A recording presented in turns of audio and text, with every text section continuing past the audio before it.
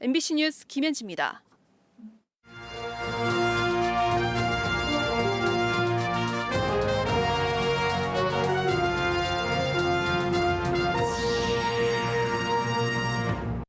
김영환 충북지사의 민선 8기 100대 공약이 확정됐습니다.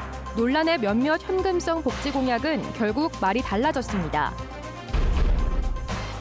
MBC 충북이 단독 고발한 LH의 성면 불법 철거가 국정감사 도마에 올랐습니다. 공공기관이 어떻게 그럴 수 있었느냐는 질타가 쏟아졌습니다.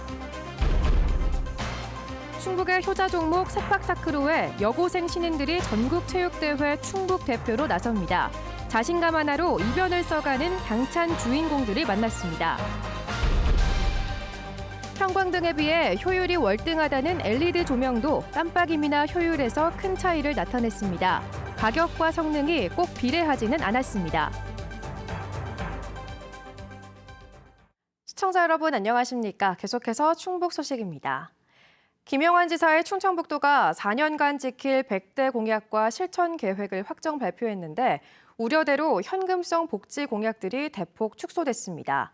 올해 안에 시행하겠다던 의료비 후불제도 여태 별 진전이 없었는데 도민들에게 이해를 구해야 할 도지사는 나타나지 않았습니다. 정재영 기자입니다. 도지사와 충청북도가 4년간 지킬 100가지 약속과 그 계획을 확정 발표하는 자리. 김영환 지사는 다른 일정을 이유로 참석하지 않았고 대신 부지사와 실무진이 전면에 나섰습니다.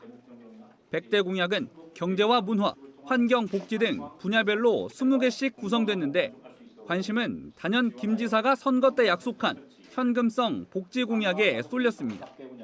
출산율을 높여야 한다며 약속했던 출산수당 1,000만 원 일시 지급과 양육수당 월 100만 원 5년간 지급.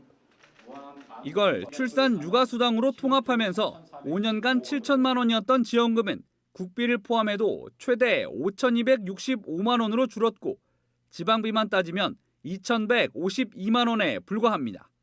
이것도 절반이 국비 매칭이라 김 지사의 출산 육아수당 공약으로 실제 늘어난 혜택은 아이 한 명당 1,100만 원, 연간 220만 원이 전부입니다. 어르신 감사 효도비는 대상 연령을 80세 이상으로 공약보다 15살 늘리고 금액은 3분의 1로 축소. 농업인 공익수당도 대상을 늘리는 대신 최고 100만 원이라던 인상폭은 10분의 1로 줄었습니다. 재정 상황을 감안해서 최대한 어쨌든 공약의 취지를 살리는 방법으로 할 수밖에 없었다. 이런 부분은 뭐 이렇게 글자 그대로 왜 하지 않느냐고 이렇게 공격을 하신다면 그럼 뭐 그거는 그렇게 저희가 양해를 구할 수밖에 없는 문제라고 생각을 합니다. 정부의 출자 출연기관 통폐합 기조 속에 충북 관광공사 설립은 없던 일이 됐고 공약은 아니었지만 필요성에 공감한다던 단양의료원 도립화 역시 무산됐습니다. 핵심 공약 중 하나인 의료비 후불제도 취임 석 달이 지나도록 사실상 제자리 걸음입니다. 만 65세 이상 취약계층을 대상으로 한다는 것 말고는 의료비를 먼저 내줄 착한 은행의 설립도 갚지 못한 의료비는 어떻게 회수할지에 대해서도 진전이 없다 보니 언제부터 시작할지 정하지 못했습니다. 정리되는 대로 시행할 계획입니다. 구조가 짜여지면 그 대상과 그 질환의 범위도 좀 조율을 해서 약간 시범사업식으로 먼저 일단 시행을 해보고 거기서 드러나는 어떤 뭐 보완할 점이 있으면 보완해가면서. 김 지사의 임기 중에 100대 공약을 이행하는 데 필요한 예산은 11조 3,425억 원. 도비는 2조 1,000억 원뿐이고 국비가 절반 가까이 차지하는 데다 시군과 민자에서 끌어와야 할 돈도 4조 원을 넘는 만큼 예산 확보 상황에 따라 영향을 받을 수밖에 없습니다. 공약 확정 발표도 전에 후퇴와 사과를 언급하는 건 성급한 예단이라고 했던 김 지사가 다음 주 취임 100일 기자간담회에서는 다른 입장을 낼지 주목됩니다. MBC 뉴스 정재영입니다. 김영환 충북지사가 공군 전투기 소음 피해 대가로 청주국제공항 활주로 증설을 정부에 요구하기로 했습니다. 직원 조회에 나선 김 지사는 바다 없는 충북은 하늘길을 열어야 한다며 국가 안보를 위한 충북도민 희생의 대가로 정부의 청주공항 민항기 전용 활주로 증설을 요구해야 한다고 주장했습니다. 그러면서 활주로 증설이 이루어지지 않는다면 군부대 이전 요구도 불사하겠다고 말했습니다. 충청북도는 청주공항 2개 활주로 가운데 1개는 공군 전용이고 나머지 1개도 전투기와 민항기가 함께 이용하고 있어 노선 다변화에 제약을 받고 있다고 설명했습니다. 충북경제계가 충북특별법 제정을 촉구했습니다. 충청북도 상공회의소협의회는 성명을 통해 충북은 타시도 용수 공급을 위한 다목적 댐과 환경 보존을 위한 백두대간 규제 등으로 지난 40년을 희생해왔다며 정부의 합당한 보상을 위한 충북특별법 제정을 촉구한다고 밝혔습니다. 이 성명에는 청주와 충주, 음성, 진천, 제천, 단양 상공회의소가 이름을 올렸습니다. MBC 충북이 지난 8월부터 집중 보도한 LH의 성면 불법 철거가 국회 국정감사 도마에 올랐습니다. LH는 몰랐다, 추후 보고하겠다고 답변하며 모르쇠 태도를 보이기도 했습니다. 조미애 기자입니다. 한국토지주택공사 LH를 상대로 한 국토위의 국정감사. 노후 임대주택 리모델링 과정에서 드러난 성면 불법 철거 문제를 꼬집었습니다. 우리 대한민국 가장 대표적인 공기업인 LH에서 사업을 하는데 이 성면 조사가 어떻게 제대로 이루어지지 않고 불법 철거가 일어날 수 있는지 저는 도저히 납득이 안 되거든요. LH가 그린 리모델링 사업 과정에서 반드시 했어야 할 성면 조사를 누락하고 착공한 단지는 현재까지 확인된 곳만 39곳. 이 가운데 실제 불법 철거가 드러난 곳은 15개 단지에 이릅니다. LH는 몰라서 그랬다는 취지로 답했다가 더 큰 질타를 받아야 했습니다. 저희가 전혀 예상을 못했습니다. 설마 운틀에 성면이 그렇게 들어있을 거라고 생각을 못하고 있었는데 실제로 이제 리모델링 사업 철거를 하다 보니까 그게 나왔었고. 그런 부분들을 점검하려고 사실은 원래 매뉴얼도 있는 거고 법도 있는 거고 하는 거 아닌가요? 그냥 예상하지 못하면 위법사항이 그냥 양해가 되는 건가요? 아니, 저희가... 후속 조치에 대해서도 질타가 이어졌습니다. 일반 건축 폐기물로 처리된 폐성면의 양은 얼마나 되는지, 매립이나 재활용 처리 등 어디로 갔는지 추적이 됐느냐는 추궁에 이어 불법 철거 현장에 노출된 노동자와 주변 주민 등에 대한 대책도 따져 물었습니다. 이 불법 철거된 성면들 다 어디 갔는지 파악하셨습니까? 저기 정해진 대로 했기 때문에 아마 다 파악되셨어요? LH는 구체적인 답변을 못하거나 추후 보고하겠다고 즉답을 피해야 했습니다. 그건 제가 별도로 보고를 드리도록 하겠습니다. 국회는 LH가 공공임대주택 분양 전환으로 4조 넘는 수익을 내면서도 서민과 안전이라는 기본 가치는 내팽겨쳤다고 비판했습니다. 한편 가장 기본적인 안전수칙도 무시한 LH는 성면 불법 철거 외에도 최근 7년간 모든 건설공사 현장에서 건설 폐기물법을 가장 많이 위반한 것으로 드러났습니다. MBC 뉴스 조미입니다.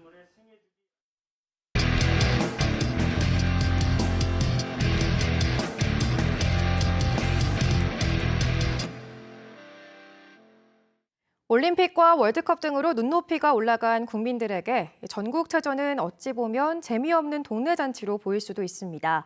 그러나 우리의 소중한 이웃은 충북의 명예를 위해 부족한 기량을 연마하고 또 한계에 도전하며 하루하루 최선을 다하고 있습니다. 이런 것이 바로 스포츠 정신이겠죠. 전국체전 기획보도. 오늘은 일반인에게 낯선 세팍 타크로를 배우며 즐기는 여고생들을 이승준 기자가 취재했습니다.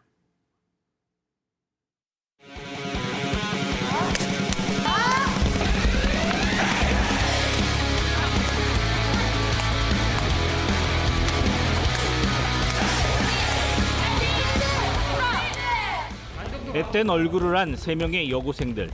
요즘 공을 차고 때리는 재미에 푹 빠졌습니다.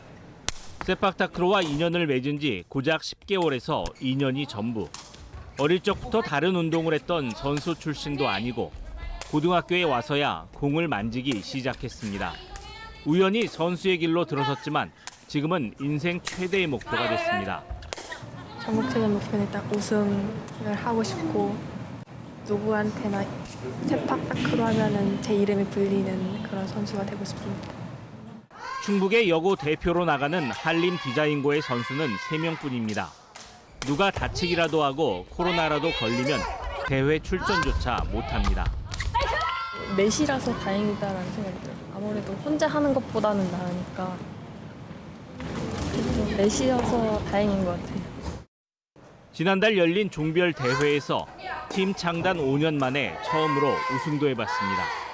아직 순발력과 기술이 부족하지만 이들을 코트에 서게 하는 건 무엇보다도 재미와 즐거움입니다. 하자마자 너무 재밌어가지고 항상 웃으면서 집에 귀가하고 그랬어요. 친구하고 이제 동생, 이제 후배로 같이 하는 게 그냥 그게 재미있어서 그게 제일 큰 의미인 것 같습니다. 동남아에서 인기 종목인 세팍타크로지만 국내에선 아직도 낯선 비인기 종목. 충북의 선수락은 20명 남짓. 그래도 충북의 효자 종목입니다. 올해도 남자 일반부, 여자 일반부, 남녀 고등부 이렇게 4개 부문이 출전을 하는데 좀 종합 3등 이상으로 지금 목표를 잡고 있습니다. 뒤늦은 선수 생활과 부족한 기량으로 당장 최고 자리에 오르긴 어렵겠지만 하루하루 최선을 다하며 즐겁게 운동하고 다시 도전하는 세팍타크로 여고생들. 전국체전 결과에 앞서 이미 최고의 선수로 충분한 자격을 갖췄습니다. 충북 파이팅! 한림여인고 파이팅! MBC 뉴스 이승준입니다. LED 전구는 형광등 같은 일반 전구보다 에너지 절약 효과와 효율성이 높은데요. 이런 LED 전구 제품 사이에서도 빛의 깜빡임 정도, 즉 플리커나 광효율 등 핵심 성능에서 큰 차이를 나타냈습니다. 허지희 기자가 보도합니다. 방송용 카메라의 셔터 스피드를 빠르게 설정해 촬영한 LED 전구 조명입니다. 불안정하게 빛이 깜빡이는 제품이 눈에 띕니다. 빛의 깜빡임 또는 미세한 떨림 현상인 플리커 정도가 차이를 보이는 겁니다. 플리커가 심한 조명은 장시간 노출되면 눈의 피로감이 높아지고 두통을 유발할 수 있습니다. 한국소비자원이 LED 전구 12개 제품을 시험했더니 오스람과 필립스는 비교적 안정적인데 반해 이마트와 루미엔, 금호전기, 올리프라이스의 플리커는 상대적으로 컸습니다. 동일한 에너지를 썼을 때 밝기 정도인 광효율도 제품별로 큰 차이를 보였습니다.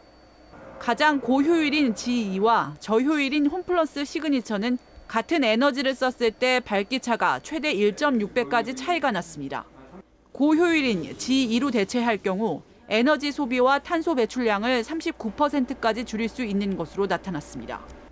또 시험 제품 중 가장 비쌌던 G2는 광효율이 우수한 대신 플리커는 양호 수준이었고 올리프라이스의 광효율과 플리커 성능은 상대적으로 보통 수준이었지만 가격은 G2보다 3분의 1 정도로 저렴했습니다.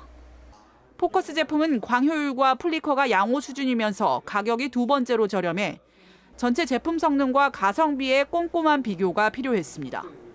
에너지 효율이 높은 제품을 원하시는 소비자라면 광효율이 높거나 에너지 효율 등급이 높은 제품을 구입하는 게 합리적이고요. 어떤 플리커, 특히 빛의 깜빡임 정도에 민감한 소비자라면 플리커가 상대적으로 우수한 제품을 구입하는 게 좋겠습니다.